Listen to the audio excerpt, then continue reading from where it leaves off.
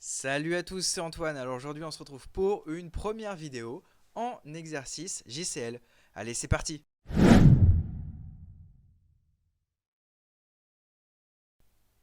Alors apprendre le JCL, c'est une étape fondamentale pour devenir un ingénieur mainframe, puisque le JCL, tout simplement, permet d'exécuter un programme COBOL et bien d'autres choses.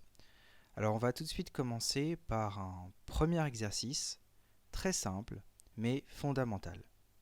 Créer un fichier 1 de données avec des villes de France avec bien évidemment des doublons. C'est parti.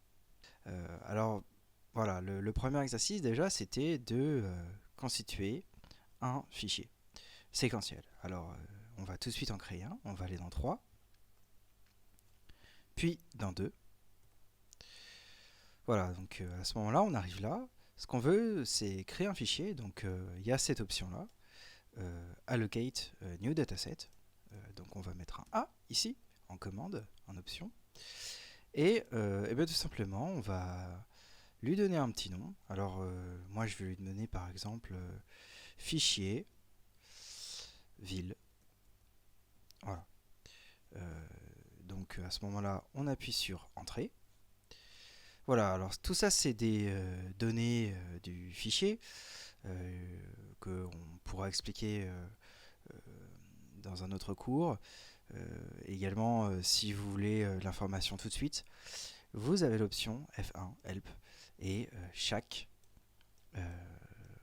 option est détaillée. Alors nous, ce qu'on veut déjà dans un premier temps, hein, c'est un fichier séquentiel de base. Donc on va virer, voilà, le directory block est à 0, donc c'est bon. Donc on va là appuyer sur entrée. Un track ça nous suffit, donc une piste c'est le plus léger. Donc on va appuyer sur entrée. Voilà, donc en haut à droite on a dataset allocate. Donc normalement le fichier vide, on va le retrouver. Alors on fait un F3 ensuite, à nouveau F3, et puis ici on fait un 3.4, et on va aller chercher le fichier ville. Entrée. Hop, il est là, donc il est bien placé. On va ensuite faire un edit dessus, appuyer sur entrée. Voilà, donc on entre dans notre fichier. Alors on constate automatiquement que pour l'instant il est vide. C'est normal, on n'a pas encore rempli le fichier et on va le faire tout de suite. Alors moi je vous conseille de virer ce warning, le warning, hein. Il est strictement inutile, il sert à rien, donc on va faire un res et appuyer sur entrée. Ici dans la ligne vous faites un i et puis on va commencer par écrire des noms de villes. Alors tiens, on va commencer par Bordeaux, Paris, évidemment, on va faire Lille, on va Nantes, on va aller à Strasbourg par exemple, on va aller à Lyon, c'est dans des grandes villes, Toulouse, et puis on va appliquer un certain nombre de doublons. Je trouve que ça assez cool, et puis ça complexifie un peu le fichier. Donc on va taper 2 fois Poitiers, Strasbourg par exemple, et à nouveau Paris.